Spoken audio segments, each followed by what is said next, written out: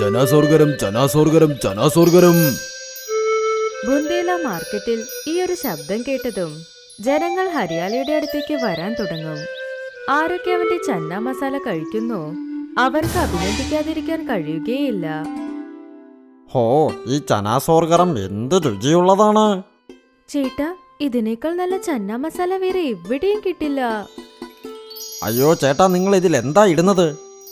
അയ്യോ ചേട്ടാ, നമ്മളുടെ സ്പെഷ്യാലിറ്റി തന്നെ ആ മസാലയാ. ആ മസാലയാണ് ഇതിന് ടേസ്റ്റ് കൊടുക്കുന്നത്.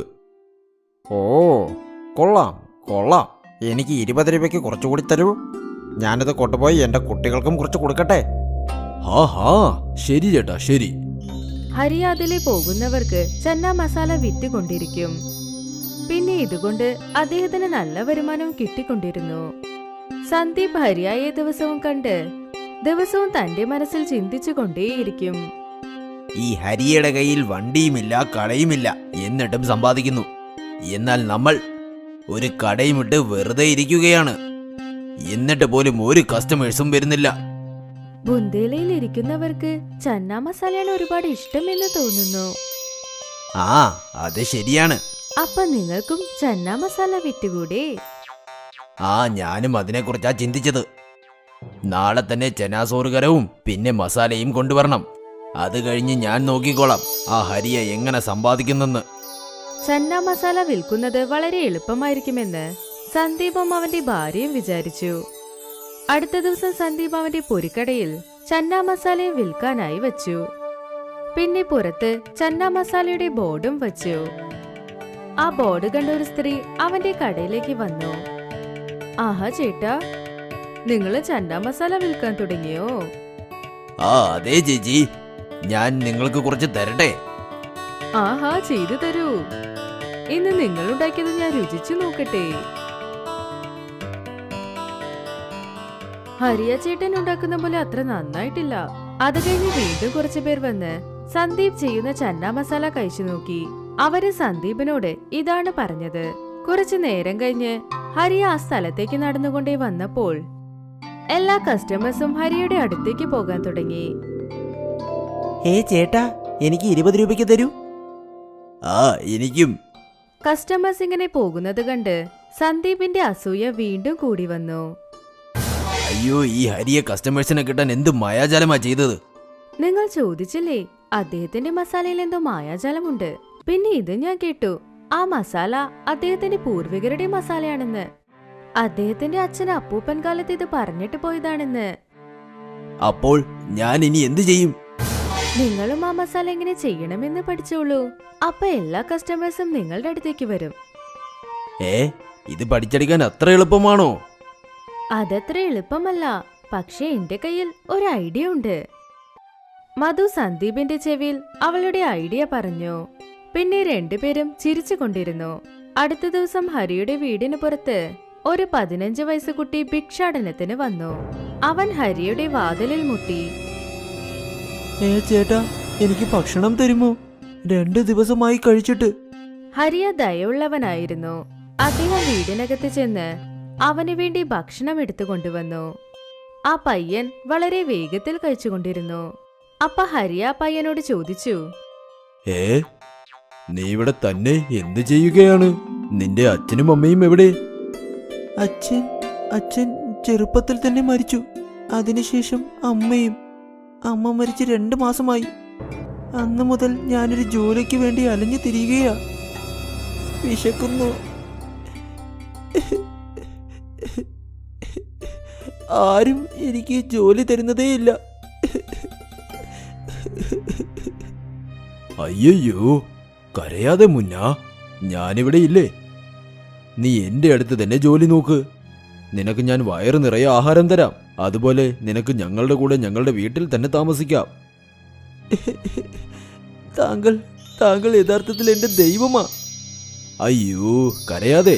അത് പോട്ടെ, നിന്റെ പേരെന്താണ്? അത് എന്റെ പേര് മുരളി ശർമ്മ. ആ ശരി, ഇന്നു മുതൽ നിനക്ക് എന്റെ കൂടെ തന്നെ താമസിക്കാം. നിനക്കിവിടെ ഒരു ശല്യവും കാണില്ല. നന്ദി ചേട്ടാ, ഒരുപാട് നന്ദി.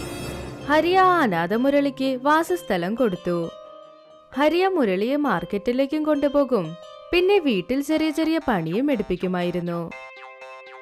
കൊണ്ടുപോയി 1 കിലോ തക്കാളി വാങ്ങി വാ. ബാക്കി 10 രൂപ നിന്റെ കയ്യിൽ വെച്ചോ. നിനക്ക് എന്തെങ്കിലും കഴിക്കണമെന്ന് തോന്നിയാൽ കഴിച്ചേക്ക്. നന്ദി ചേട്ടാ. കുറച്ചു ദിവസത്തിൽ ഹരിയയ്ക്കും മുരളിക്കും നല്ല ബന്ധം വന്നു. ഹരിയ എപ്പോഴും തന്റെ മസാല അടുക്കളയുടെ വാതിൽ അടച്ചാണ് ഉണ്ടാക്കുക. പക്ഷെ ഒരു ദിവസം മുരളി അടുക്കളയുടെ ജനാലയിൽ നിന്ന് എല്ലാം കണ്ടു. കുറച്ചു നേരം കഴിഞ്ഞ് മുരളി ഹരിയുടെ അടുത്തേക്ക് വന്നു. ഞാൻ പോകുവാണ്. എന്നാൽ എവിടേക്ക്? ഇന്ന് ബസാറിൽ പോയപ്പോൾ എന്റെ ചേച്ചിയെ ഞാൻ കണ്ടു. അതാരാണ്? എന്റെ ആദ്യത്തെ ചേച്ചി. അവർക്ക് ബേൽപൂരി കടയുണ്ട്. ആഹാ, അപ്പോൾ നീ സന്ദീപിന്റെ ബന്ധുവാണോ? ഇതെന്താ നീ നേരത്തെ പറയാത്തത്? അത് പിന്നെ ഞാൻ ചേച്ചിയെ മാർക്കറ്റിൽ വെച്ച് കണ്ടതാ. അമ്മയെക്കുറിച്ച് ഞാൻ പറഞ്ഞപ്പോൾ ചേച്ചി കരഞ്ഞുപോയി.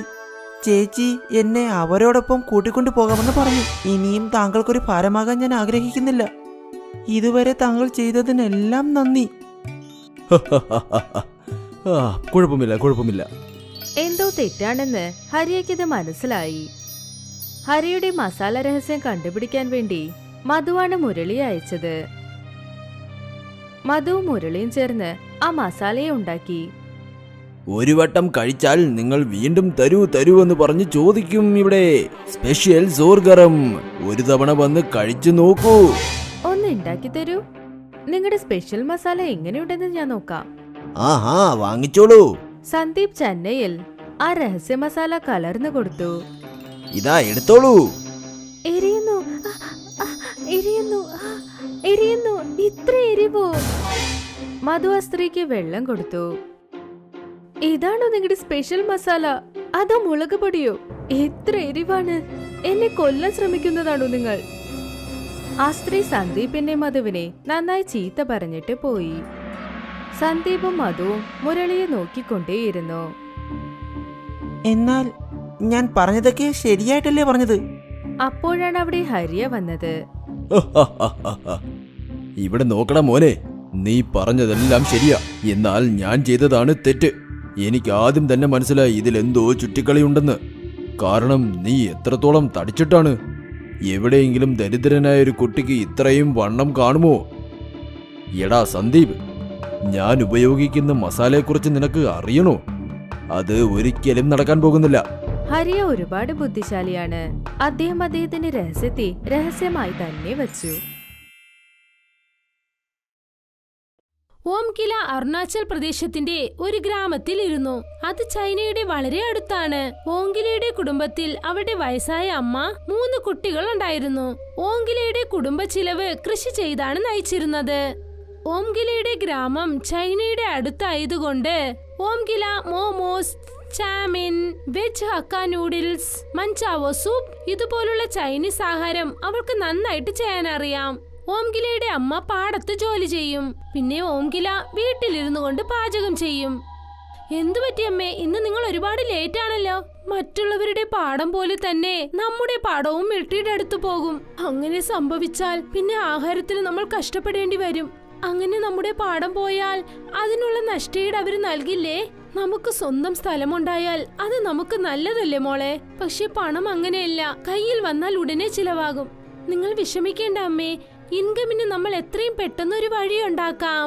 ഞാൻ ഇന്ന് മോമോസ് ചെയ്തിട്ടുണ്ട്, നിങ്ങൾ കഴിച്ചു നോക്കൂ. ചേച്ചി, നിങ്ങളുടെ ഈ മോമോസ് വളരെ നന്നായിട്ടുണ്ട്. കഴിക്കാനും നല്ല രസമുണ്ട്. ചോട്ടൂസ്, ഒരുപാട് മോമോസ് കഴിക്കുന്നെന്ന് തോന്നുന്നു. ശരി, നീ എണ്ണിയോ? എത്ര എണ്ണാ കഴിച്ചത്? 10 - 0 ഓംകില, ഇവന് പഠിക്കാൻ പറഞ്ഞു കൊടുത്തൂടെ? ഇങ്ങനെ തുടർന്നെന്ന് വെച്ചാൽ പിന്നെ ഇവനൊരു മണ്ടനായി മാറും. അമ്മേ, ഇവന് നല്ലൊരു ട്യൂഷൻ ആവശ്യമാണമ്മേ. ഞാൻ പറഞ്ഞാൽ ഇവൻ പഠിക്കുന്നില്ലമ്മേ. അടുത്ത ദിവസം വൈകുന്നേരം അവന്റെ അമ്മ വീട്ടിലേക്ക് വന്ന് പറഞ്ഞു, ഓംകില, നമ്മുടെ പാടം പോയി മോളെ. 2 ലക്ഷം രൂപ കിട്ടി. ഗ്രാമത്തിൽ കാശ് വെച്ച് എന്തെങ്കിലും ഒരു ജോലി തുടങ്ങിയാലോ? ഗ്രാമത്തിൽ ഒരു ജോലിയുമില്ല. ഞാൻ നഗരത്തിലേക്ക് പോകാം. ഏതെങ്കിലും ജോലിയോ തൊഴിലോ സെറ്റായാൽ ഞാൻ നിങ്ങൾക്ക് അവിടെ നിന്ന് കാശ് അയച്ചു തരാം. പക്ഷെ നീ ഏത് നഗരത്തിലേക്ക് പോകും? ഞാൻ ഡൽഹിയിലേക്ക് പോകാം. നീ വിശാഖപട്ടണത്തേക്ക് പോ. അവിടെ നമ്മുടെ ഗ്രാമത്തിലുള്ള നാരിയൻ ജോലി ചെയ്യുന്നുണ്ട്. പുറത്തിരിക്കുന്ന നമുക്ക് അറിയാവുന്നവരെ കൊണ്ട് നമുക്ക് തീർച്ചയായും സഹായം കിട്ടും.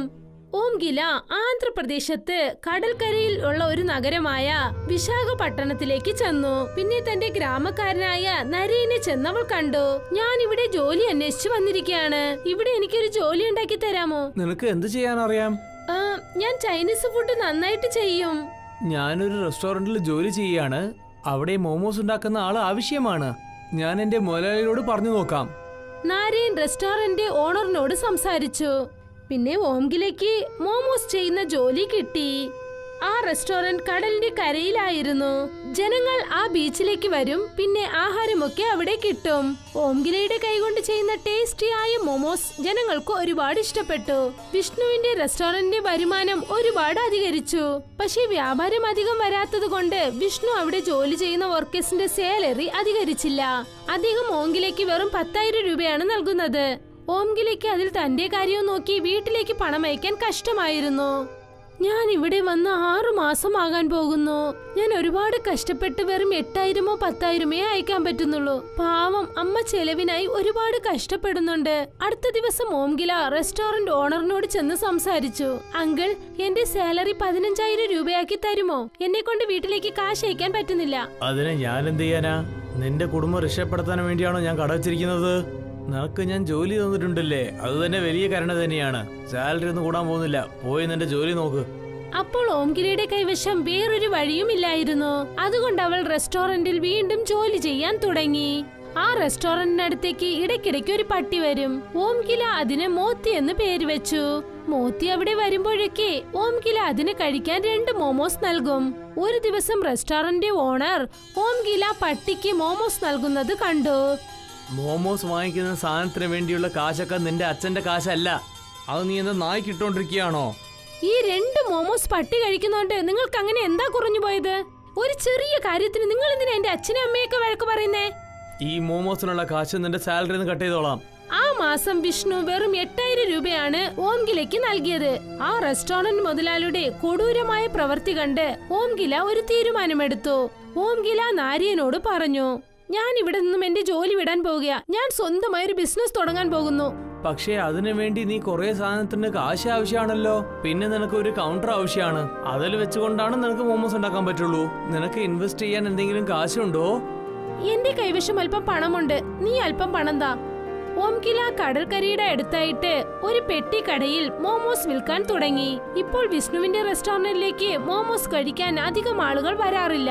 ബീച്ചിലേക്ക് കറങ്ങാൻ വരുന്ന ഒരുപാട് ആൾക്കാർ ഓംഗിലയുടെ കൈവശം നിന്നും മോമോസ് കഴിക്കും. ഓംഗില ഇപ്പോൾ മാസം 20,000 രൂപ സമ്പാദിക്കാൻ തുടങ്ങി. വിഷ്ണുവിന്റെ ഓംഗിലയുടെ കച്ചവടത്തിൽ ആൾക്കാർ ഒരുപാട് പോകുന്നത് കണ്ട് ദേഷ്യം വന്നു.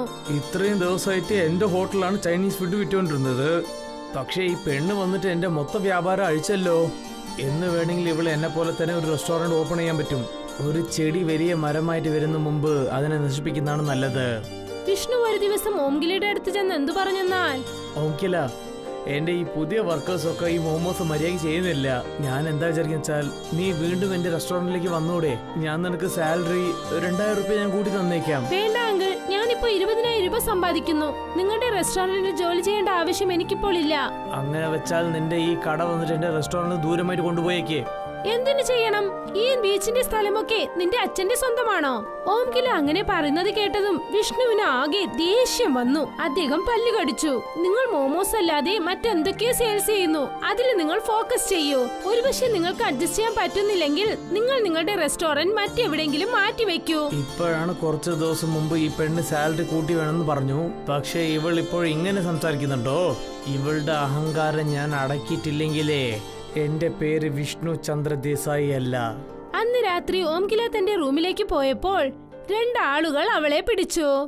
നീ നിന്റെ കട വിഷ്ണു അണ്ണന്റെ കടയിൽ നിന്ന് ദൂരെ മാറ്റി വെച്ചിട്ടില്ലെങ്കിലേ അത് നിനക്കും പിന്നെ നിന്റെ കുടുംബത്തിന് അത് നല്ലതല്ല.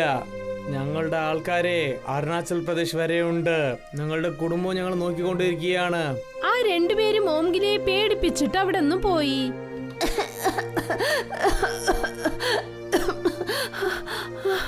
ഓംഗിലയ്ക്ക് ഒരുപാട് നേരത്തിന് ശേഷമാണ് ശ്വാസം വന്നത്. ഓംഗില ഫോണിൽ തന്റെ അമ്മയോട് സംസാരിച്ചു. നീ പേടിക്കണ്ട മോളെ, ആരെ കൊണ്ട് നമ്മളൊന്നും ചെയ്യാനാവില്ല. നീ നിന്റെ ജോലിയിൽ ശ്രദ്ധ ചെലുത്ത്. നീ ഇപ്പൊ തന്നെ പോലീസിനെ ചെന്ന് കാണ്. ഓംഗില പോലീസ് സ്റ്റേഷനിൽ ചെന്ന് റിപ്പോർട്ട് ചെയ്തു. പോലീസ് വിഷ്ണുവിന്റെ അടുത്തേക്ക് ചെന്നു. വിഷ്ണു ചേട്ടാ, നിങ്ങൾ ഈ ഏരിയയിലെ വലിയ മനുഷ്യനാണ്. പക്ഷെ നിങ്ങൾ ആരെ കൊല്ലാൻ വേണ്ടി ശ്രമിച്ചെന്ന് ഞാൻ കേട്ടിട്ടുണ്ടല്ലോ. ഇല്ല ഇല്ല ഇല്ല ഇൻസ്പെക്ടർ, എനിക്ക് ആരെയും ഞാൻ കൊല്ലാനുള്ള ആവശ്യമില്ലല്ലോ. ഞാൻ ആ പെണ്ണിനെ ജസ്റ്റ് പേടിപ്പിക്കാൻ മാത്രം നോക്കിയതാണ്. ഇതുപോലെ പേടിപ്പിക്കുന്ന കാര്യമൊന്നും ചെയ്യില്ല വിഷ്ണുട്ടാ. ഇല്ലെങ്കിൽ നിങ്ങൾക്ക് ഒരു വലിയ പ്രശ്നം വരും. നിങ്ങൾ ശ്രദ്ധിച്ചോളൂ. ആ പെണ്ണിനെ ആ ബിസിനസ് അങ്ങ് ചെയ്യാൻ വിട്ടേക്കേ. പോലീസ് ചെന്നതിന് ശേഷം വിഷ്ണു ആലോചിക്കാൻ തുടങ്ങി. ബലം കൊണ്ട് നമ്മൾ ഒന്നും ചെയ്യാൻ പറ്റില്ല. നമ്മൾ കുടുങ്ങിപ്പോവും. ബുദ്ധി വെച്ചിട്ടാണ് നമ്മൾ എന്തെങ്കിലും ചെയ്യേണ്ടത്. കുറച്ചു ദിവസത്തിന് ശേഷം ഓംഗിലയുടെ അടുത്തേക്ക് ഒരു പെണ്ണ് വന്നു. ഹലോ മാം, ഞാൻ ഹിന്ദുസ്ഥാൻ പി കമ്പനിയിൽ നിന്നും വന്നതാണ്. പ്ലീസ് നിങ്ങൾ ഞങ്ങളുടെ കോഡ് സ്കാനർ ഇട്ടുകൊള്ളുന്നോ? അതിന് കാശ് ആവശ്യം വരുമല്ലോ. ഇത് ഫ്രീ ആണ്. നിങ്ങൾ എന്റെ കയ്യിൽ നിങ്ങളുടെ മൊബൈൽ തരൂ. ഞാൻ ഇപ്പൊ തന്നെ നിങ്ങളുടെ അക്കൗണ്ട് ഇതിൽ ലിങ്ക് ചെയ്തേക്കാം. കസ്റ്റമേഴ്സ് എല്ലാം ഓൺലൈനിൽ പേയ്മെന്റ് ചെയ്യാൻ പറ്റുമോ എന്ന് ചോദിക്കാൻ തുടങ്ങി. അതുകൊണ്ട് ഓംഗില ആലോചിച്ചു നമ്മളും ഈ സ്കാനർ ഉപയോഗിക്കാമെന്ന്. ഓംഗില തന്റെ മൊബൈൽ ആ പെണ്ണിന്റെ കയ്യിൽ നൽകി. ആ പെണ്ണ് ഒരു ഹാക്കറാണ്. അവളെ വിഷ്ണു ആണ് അവിടേക്ക് അയച്ചത്. ആ പെണ്ണ് ഓംഗിലയുടെ ബാങ്ക് അക്കൗണ്ടിൽ നിന്നും എല്ലാ കാശും എടുത്തു. ഇതാ കഴിഞ്ഞു. അടുത്ത ദിവസം ഓംഗില തന്റെ ATM-ൽ നിന്നും കാശ് എടുക്കാനായി ചെന്നു. അപ്പോഴാണ് അവൾക്ക് മനസ്സിലായത് അവളുടെ അക്കൗണ്ടിൽ 1 രൂപ പോലും ഇല്ലെന്ന്. ഓംഗില ഉടനെ ബാങ്കിലേക്ക് പോയി. അവൾ തന്റെ അക്കൗണ്ടിനെ കുറിച്ച് അവിടെ അന്വേഷിച്ചു. ബാങ്കിലുള്ളവർ അവളോട് പറഞ്ഞു, അതായത് അവൾ ഓൺലൈൻ പേയ്മെന്റിൽ പറ്റിക്കപ്പെട്ടിരിക്കുകയാണെന്ന്. ഓംഗിലയ്ക്ക് മനസ്സിലായി ആ ഹിന്ദുസ്ഥാനി പെണ്ണ് അവളെ പറ്റിച്ചതാണെന്ന്. ഓംഗില ആ പെണ്ണിനെ കുറിച്ച് റിപ്പോർട്ട് പോലീസ് സ്റ്റേഷനിൽ നൽകി. പക്ഷെ ആ പെണ്ണിനെ കുറിച്ച് യാതൊരു വിവരവും ലഭിച്ചില്ല. മറുവശത്ത് വിഷ്ണു ഓംഗിലയുടെ കൗണ്ടറിൽ ഉണ്ടായിരുന്ന സാധനങ്ങളെല്ലാം മോഷ്ടിച്ചു. അതിലാണ് ഓംഗില എല്ലാ സാധനങ്ങളും വെച്ചിരുന്നത്. ഇപ്പോൾ ഓംഗിലയുടെ കൈവശം ഇൻവെസ്റ്റ്മെന്റിന് കാശുമില്ല, പിന്നെ സാധനങ്ങളുമില്ല. അവൾ കരഞ്ഞുകൊണ്ട് നാരിയനെ കാണാൻ ചെന്നു. ഞാൻ പറ്റിക്കപ്പെട്ടു നാരിയൻ. എന്തു പറ്റി ഓംകില? നീ എന്തിനാ കരയുന്നത്? ഓംകില നാരിയനോട് നടന്ന എല്ലാ കാര്യവും പറഞ്ഞു. എനിക്ക് നിന്നെ കൊണ്ട് 10,000 സഹായിക്കാനാവുമോ? നാരിയൻ 2 ദിവസം മുൻപെയാണ് ഗ്രാമത്തിൽ നിന്നും വന്നത്. എന്നോട് ക്ഷമിക്കണം ഓംകില. ഞാൻ മെഞ്ഞാന്നാണ് എന്റെ അനിയത്തിന്റെ കല്യാണം കഴിഞ്ഞിട്ട് ഇങ്ങോട്ട് എത്തിയത്. എന്റെ എല്ലാ പണവും ഞാൻ കല്യാണത്തിൽ ചെലവ് ചെയ്തല്ലോ. ഓംകില ബീച്ചിലിരുന്ന് കരയുകയായിരുന്നു. അപ്പോഴാണ് അവിടേക്ക് അതേ പട്ടി മോത്തി വന്നത്. അതിനാണ് ഓംകില മോമോസ് നൽകിയിരുന്നത്. ഇന്ന് നിനക്ക് നൽകാൻ എന്റെ കൈവശം ഒന്നും തന്നെ ഇല്ല. ഞാൻ എല്ലാം നഷ്ടപ്പെട്ടു. മോത്തി ഉടനെ ഒരു ദൈവമായി രൂപം കൊണ്ടു. ഞാൻ സമുദ്രത്തിന്റെ ദേവൻ വരുണൻ. ഞാൻ ഈ നായുടെ രൂപത്തിൽ കടലിന്റെ തീരയിൽ ഞാൻ ചുറ്റിക്കൊണ്ടിരുന്നു. ജനങ്ങൾക്ക് പരീക്ഷയൊക്കെയായിരുന്നു. നിങ്ങൾ എന്തിനാ എനിക്ക് ദർശനം നൽകിയത്? ഞാൻ ഒരിക്കലും പൂജ പോലും ചെയ്യാറില്ല. ദൈവം എപ്പോഴും ഒരു പ്രാണിയുടെ രൂപത്തിലാണ് പരീക്ഷ വെച്ചുകൊണ്ടിരിക്കുന്നത്. വർണ്ണദേവൻ ഓംകിലയ്ക്ക് കുറച്ച് വിത്തുകൾ നൽകി. ഈ വിതകളൊക്കെ കടൽ തീരത്തിൽ കുഴിച്ചു വെച്ചേക്ക്. അതിൽ വരുന്ന ചെടിയിൽ നിന്ന് നിനക്ക് മോമോസ് കിട്ടും. നിന്നെ കൊണ്ട് മാത്രമാണ് ആ ചെടിയിൽ നിന്ന് മോമോസ് എടുക്കാൻ പറ്റുള്ളൂ. ഇത് പറഞ്ഞിട്ട് വർണ്ണദേവൻ മാഞ്ഞുപോയി. ഓംകില ആ വിത്തുകൾ മണ്ണിൽ പുതച്ചിട്ടു. അടുത്ത ദിവസം തന്നെ ചെടികൾ വളർന്നു വന്നു. ആ ചെടി നിറയെ മോമോസ് വിളഞ്ഞിരുന്നു. ഓംകില ആ മോമോസ് പറിച്ച് ഒരു കുട്ടയ്ക്കകത്ത് വെച്ചു. എന്നിട്ട് മോമോസ് വിൽക്കാൻ തുടങ്ങി. ആ മോമോസിൽ അതേ രുചി ഉണ്ടായിരുന്നു. അതിൽ ഓംകില തന്റെ കൈകൊണ്ട് ചെയ്ത അതേ രുചി. വിഷ്ണുവിന് ഈ കാര്യം അറിഞ്ഞതും, അതായത് ഓംകില മണ്ണിൽ മോമോസ് ചെടി വളർത്തുന്നുവെന്ന്, അദ്ദേഹം രാത്രിയിൽ മോമോസ് പറിക്കാനായി ചെന്നു. വിഷ്ണു ഒരുപാട് സമയം ശ്രമിച്ചു നോക്കി. പക്ഷെ ഒരു മോമോസ് പോലും പറിക്കാനായില്ല. പിന്നെ ആ ചെടിയും പിഴുതെടുക്കാനായില്ല. വിഷ്ണു മാർക്കറ്റിലേക്ക് ചെന്ന് കീടനാശിനി വാങ്ങിക്കൊണ്ടുവന്നു. അത് ചെടികളെ നശിപ്പിക്കാനുള്ളതാണ്. അദ്ദേഹം ആ മോമോസ് ചെടിയിൽ ആ മരുന്ന് മൊത്തം തെളിച്ചു. ഇപ്പോഴാണ് കളി തുടങ്ങിയത്. അപ്പോഴാണ് വേഗത്തിൽ ഒരു തിരമാല വന്നത്. അത് ചെടിയിലുണ്ടായിരുന്ന എല്ലാ മരുന്നും കഴുകി വൃത്തിയാക്കി. വിഷ്ണു ഒരു വണ്ടിയിൽ ഒരുപാട് മരക്കഷ്ണങ്ങൾ എടുത്തുകൊണ്ടുവന്നു. അദ്ദേഹം ആ മരക്കഷ്ണങ്ങൾ മോമോസ് ചെടിയുടെ പുറത്ത് ഇട്ടു. എന്നിട്ട് അദ്ദേഹം ആ മരത്തിൽ പെട്രോൾ ഒഴിച്ച് അതിനെ കത്തിച്ചു. വിഷ്ണു ഇപ്പോൾ കാര്യങ്ങളൊക്കെ സക്സസ് ആയെന്ന് കരുതി. പക്ഷെ അപ്പോഴാണ് ബീച്ചിൽ നല്ല മഴ പെയ്യാൻ തുടങ്ങിയത്. പിന്നെ ആ തീ അണഞ്ഞുപോയി. ഈ മഴ ഈ നേരത്തിലാണ് വരേണ്ടത്. അപ്പോഴാണ് ലാരിയൻ അവിടേക്ക് വന്നത്. നിങ്ങൾ എന്തിനാ സാർ ഇങ്ങനെ ചെയ്തോണ്ടിരിക്കുന്നത്? ഓംകില എന്റെ അടുത്ത് പറഞ്ഞിരുന്നു ഈ മോമോസ് ഒക്കെ ഒരു ദേവന്റെ വരമാണെന്ന്. ആർക്കും ഇതിനെ ഒന്നും ചെയ്യാൻ പറ്റില്ല എന്ന്. ഞാനൊരു നാത്തികനാണ്. എനിക്ക് ഈ ദൈവത്തിനെ പറ്റിയോ ഇല്ല വരത്തിനെ പറ്റിയോ ഒരു വിശ്വാസവും ഇല്ല. ഞാൻ എൻ്റെ ജീവിതത്തിലെ എല്ലാം ഞാൻ കഷ്ടപ്പെട്ടിട്ടാണ് ഇവിടെ ഉണ്ടാക്കിയിരിക്കുന്നത്. ഞാൻ പിന്നെ ഈ ഓംകിലയുടെ ഫ്രീ മോമോസ് നശിപ്പിച്ചേ പറ്റുള്ളൂ. നീയും ഇത് നോക്കിക്കൊണ്ടിരുന്നോ? അപ്പോഴാണ് ഓംകില അവിടേക്ക് വന്നത്. വിഷ്ണു അങ്കിൾ, ആവശ്യമില്ലാതെ എന്റെ മോമോസ് ചെടിയോടൊപ്പം നിങ്ങൾ കളിക്കാൻ പാടില്ല. ഇല്ലെങ്കിൽ ഞാൻ വീണ്ടും പോലീസിനെ ചെന്ന് കണ്ട് നിങ്ങളുടെ മേലിൽ കംപ്ലൈന്റ് ചെയ്യും. ഒരു പക്ഷേ ഇവളെ ഇടയ്ക്കിടയ്ക്ക് പോലീസ് സ്റ്റേഷൻ പോയാൽ എന്റെ ഇമേജ് ഒക്കെ നാശമായി പോവല്ലോ. ഇപ്പൊ നമുക്ക് ഇവിടുന്ന് പോകുന്നതാണ് വളരെ നല്ലത്. നീ തെറ്റിദ്ധരിക്കുകയാണ് ഓങ്കില. ഞാൻ വെറുതെ ഈ മോമോസ് കാണാൻ വേണ്ടിയാണ് വന്നിരിക്കുന്നത്. നിനക്ക് എന്തെങ്കിലും ഇതിൽ പ്രശ്നമുണ്ടെങ്കിൽ ഞാൻ ഇവിടുന്ന് പോയേക്കാം. നോറിൻ, നീ എന്റെ വീട്ടിലേക്ക് വാ. വിഷ്ണു നാരിയനെ വിളിച്ചുകൊണ്ട് തന്റെ വീട്ടിലേക്ക് പോയി. നോറിൻ, നീ എനിക്ക് വേണ്ടി ഒരു പണി ചെയ്തേ പറ്റൂ. എന്ത് ജോലിയാണ് സർ? നീ വേഗം തന്നെ ഗ്രാമത്തിലേക്ക് പോയിട്ട് ഓങ്കിലയുടെ അമ്മയ്ക്കും പിന്നെ അവന്റെ അനിയന്മാർക്കൊക്കെ സൂക്കേട് വർദ്ധിപ്പിക്ക്. ഒരു പക്ഷേ അവർക്ക് സുഖമില്ലാണ്ട് ഇരുന്നാൽ ഓങ്കില തീർച്ചയായിട്ടും അവരെ നോക്കാൻ വേണ്ടി അവൾ ഗ്രാമത്തിലേക്ക് പോകും. ഇങ്ങനെ ചെയ്താലേ ഓങ്കില നമ്മുടെ ജീവിതത്തിൽ ഒന്ന് മാറ്റാൻ പറ്റുള്ളൂ. നീ പണി ചെയ്ത് കഴിഞ്ഞാൽ നിനക്ക് ഞാൻ 15,000 രൂപ തരാം. ഇതിൽ നിനക്ക് പറ്റില്ല എന്ന് പറഞ്ഞാൽ പിന്നെ നിനക്ക് ജോലിയും ഇവിടെ ഉണ്ടാവില്ല. നാരിയന് ആകെ വിഷമമായി. അന്ന് രാത്രി അവന് ഉറക്കം വന്നില്ല. എന്റെ ദൈവമേ, ഞാനിപ്പോ എന്താ ചെയ്യാ? എനിക്ക് ജോലിയും വിടാൻ പറ്റില്ല. എന്റെ ഭാര്യയും കുട്ടികളും വിഷം കൊണ്ട് മരിച്ചു പോവും. മുതലാളി പറഞ്ഞ ജോലി ചെയ്യാതെ എനിക്ക് വേറെ ഒരു വഴിയില്ലെന്നാ തോന്നുന്നത്. എന്ത് സംഭവിക്കുന്നു അത് നമുക്ക് വന്നു നോക്കാം. പക്ഷെ ഈ പാവമൊന്നും ഞാൻ എനിക്ക് വേണ്ടിയല്ലല്ലോ ചെയ്യുന്നത്. ഞാനതിൽ പെട്ടുപോയിട്ടാണ് ചെയ്യുന്നത്. ദൈവമേ, എന്നോട് ക്ഷമിക്കൂ. അവൻ ഗ്രാമത്തിലേക്ക് പോയി. എന്നിട്ട് ഓംകിലയുടെ വീട്ടിലേക്ക് സ്വീറ്റ് കൊണ്ടുപോയി. ഓംകിലയുടെ അമ്മ നാരിയന്റെ കുഞ്ഞമ്മയാണ്. ചേച്ചി, ഞാൻ ഒരു പുതിയ മോട്ടോർ സൈക്കിൾ വാങ്ങിയിട്ടുണ്ട്. അതുകൊണ്ടാണ് സ്വീറ്റ് കൊണ്ടുവന്നിരിക്കുന്നത്. ഓംകിലയുടെ അമ്മയ്ക്ക് നാരിയനെ ഒരുപാട് വിശ്വാസമാണ്. വളരെ നല്ല കാര്യം മോനെ. അത് ശരി, വീട്ടിൽ എല്ലാവർക്കും സുഖം തന്നെയല്ലേ മോനെ? ഓംകില എങ്ങനെയാ? വീട്ടിലെല്ലാവരും വളരെ നന്നായിട്ടുണ്ട്. പിന്നെ ഓംകിലന്റെ വ്യാപാരം നന്നായിട്ട് പോകുന്നുണ്ട്. നിങ്ങളുടെ മകൾ വളരെ അധ്വാനശാലിയാണ്. ഇതുപോലുള്ള പെണ്ണ് വളരെ നല്ലവർക്ക് മാത്രമേ കിട്ടുള്ളൂ. കുറച്ചു സമയം സംസാരിച്ചിട്ട് നാരിയൻ അവിടെ നിന്നും പോയി. ഓംകിലയുടെ അമ്മ പിന്നെ അവളുടെ സഹോദരങ്ങൾ എല്ലാവരും സ്വീറ്റ് കഴിച്ചു. അവർ 4 പേർക്കും അസുഖം പിടിച്ചു. അവരെല്ലാവരുടെയും ആരോഗ്യസ്ഥിതി വളരെ മോശമായി. ഓംകില തന്റെ കുടുംബത്തെ നോക്കാൻ വേണ്ടി തിരിച്ചു വീട്ടിലേക്ക് വരേണ്ടി വന്നു. ഇപ്പൊ എനിക്ക് ഒരു പേടിയും ഇല്ല. ഈ ചെടി എനിക്കൊന്നും ചെയ്യാൻ പറ്റുന്നില്ല. പക്ഷേ വ്യാപാരത്തിൽ നഷ്ടം ചെയ്യിപ്പിച്ചല്ലോ. വിഷ്ണു ഒരു റോളർ എടുത്തുകൊണ്ട് വന്നു. അദ്ദേഹം ആ ചെടിയുടെ പുറത്ത് റോളർ കയറ്റി. പക്ഷെ എന്നാലും ആ ചെടികൾക്ക് ഒന്നും തന്നെ സംഭവിച്ചില്ല. റോളർ കയറി ഇറങ്ങിയതും തന്നെ ചെടികൾ വീണ്ടും പഴയതുപോലെ നിന്നു. ഇതൊക്കെ കണ്ട് വിഷ്ണുവിന് ഒരുപാട് ദേഷ്യം വന്നു. അദ്ദേഹം നോക്കിയപ്പോൾ മുൻപിൽ മോത്തി പട്ടി നിൽക്കുന്നു. വിഷ്ണു തന്റെ ദേഷ്യം പട്ടിയോട് കാണിക്കാൻ തീരുമാനിച്ചു.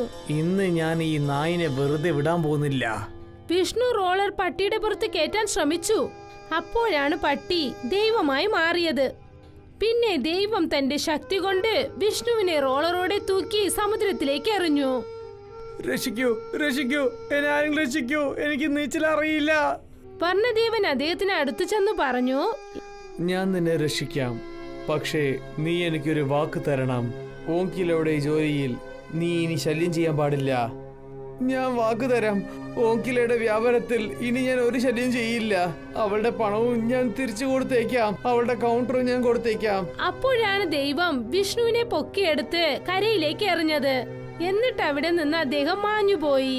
അദ്ദേഹം ഓംകിലയുടെ വീട്ടിലേക്ക് വന്നു. പിന്നെ ഓംകിലയുടെ കുടുംബത്തെ സംരക്ഷിച്ചു. ഓംകില നഗരത്തിലേക്ക് തിരിച്ചു വന്നു. തന്റെ വ്യാപാരം പഴയതുപോലെ അവൾ നടത്തി.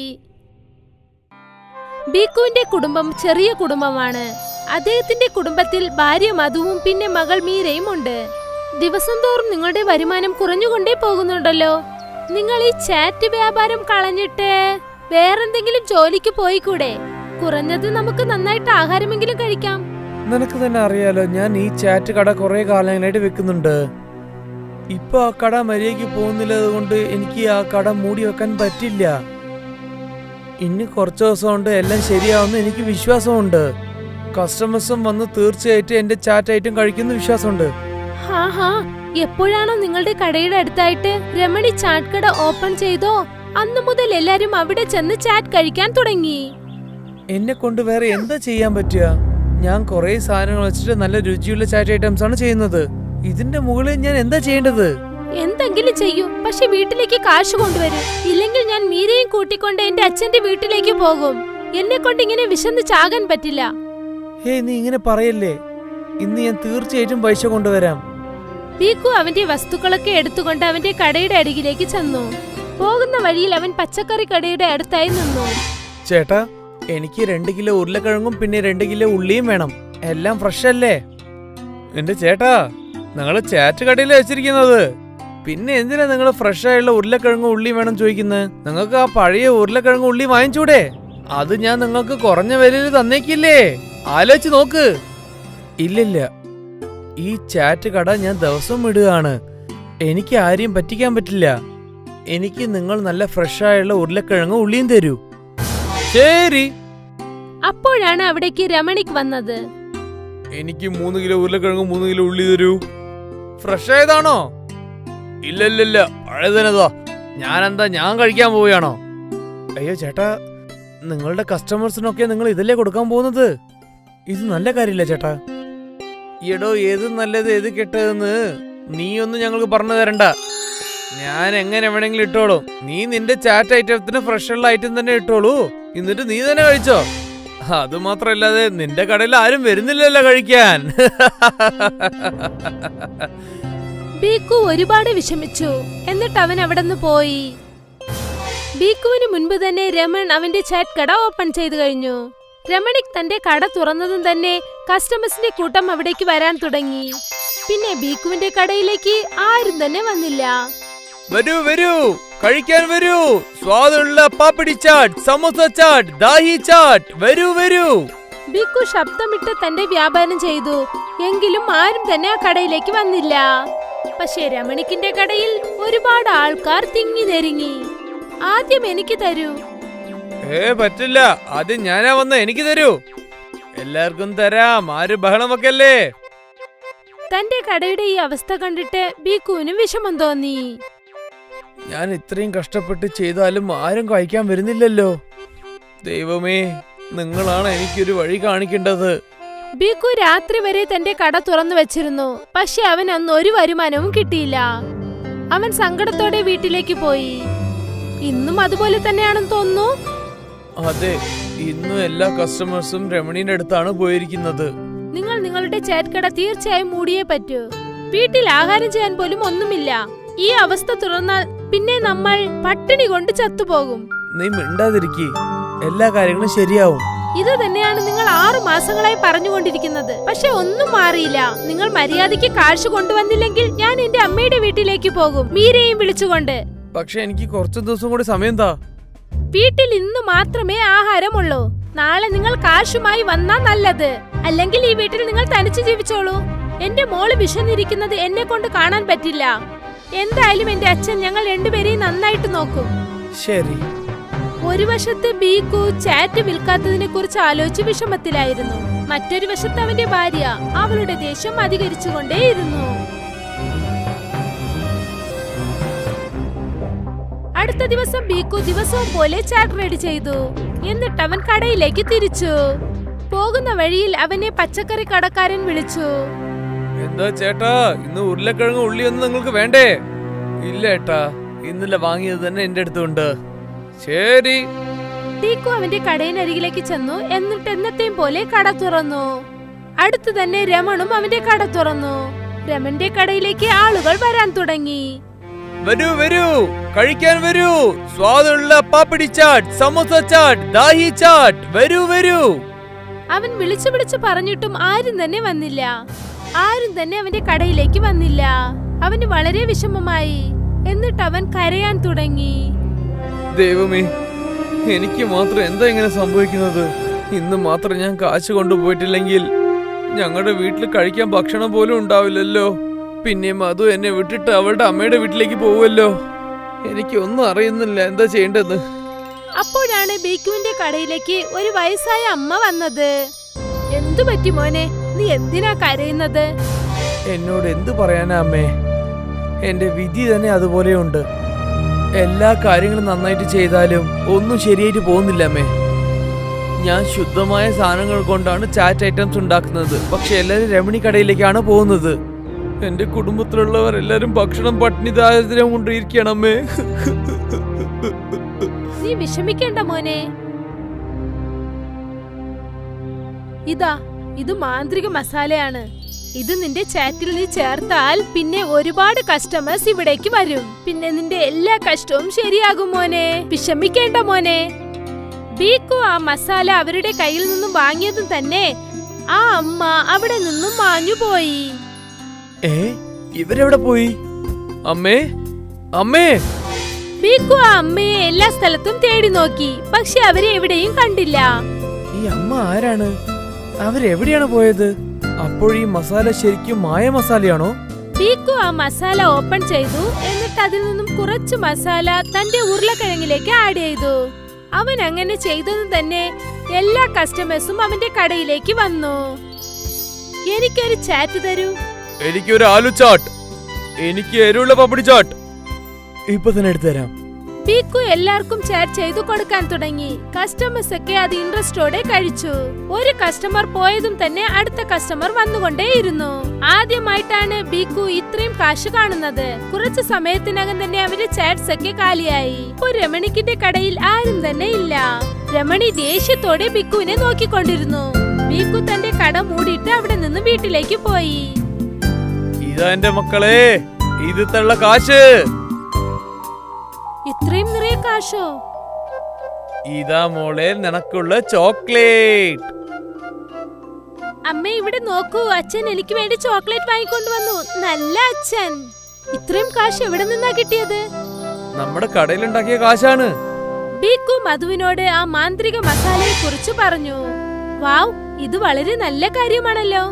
എടി, ഇതിനു ശേഷം നമുക്ക് നല്ല കാലം പഴിച്ചു. ഇതിനു ശേഷം ഞാൻ വെറും കൈകൊണ്ട് വരാൻ പോകുന്നില്ല. ഒരു പക്ഷേ ആ മാന്ത്രിക മസാല കാലിയായി പോയാൽ? അതിന് എന്റെ അടുത്തൊരു വഴിയുണ്ട്. ബീക്കു ഒരു ചാക്ക് മസാല കൊണ്ടുവന്നു. എന്നിട്ട് അവൻ ആ മാന്ത്രിക മസാല ആ ചാക്കിലേക്ക് ഇട്ടു. അപ്പോൾ മുഴുവൻ മസാലയും മാന്ത്രികയുള്ളതായി. ദൈവമേ, ഇപ്പൊ ഈ മൊത്തം മസാലയും മാജിക് മസാലയാണ്. ഇതേപോലെ എപ്പോഴും നമുക്ക് മായ മസാല കൊണ്ട് ഭക്ഷണം ഉണ്ടാക്കാം. അപ്പോൾ ദിവസവും ഇത്രയും കാശ് നമുക്ക് കിട്ടുമോ? അടുത്ത ദിവസം മുതൽ ബീക്കു വളരെ സന്തോഷത്തോടെ തന്റെ കട തുറന്നു. എന്തുകൊണ്ടെന്നാൽ കട തുറന്ന ഉടൻ തന്നെ അവന്റെ കടയിലേക്ക് കസ്റ്റമേഴ്സ് വരും. ബീക്കു വളരെ സന്തോഷവാനായിരുന്നു. കുറച്ചു ദിവസങ്ങൾക്ക് ശേഷം രമണിക്ക് അവന്റെ കട മൂടി. ഇപ്പോൾ ആ ഏരിയയിൽ ബിക്കുവിന്റെ കട മാത്രമേ ഉള്ളൂ. എപ്പോഴും കസ്റ്റമേഴ്സിന്റെ കൂട്ടം ഉണ്ടായിരുന്നു. ഇതെല്ലാം തന്നെ ആ മാന്ത്രിക ചാറ്റ് മസാല കാരണമാണ് നടന്നത്.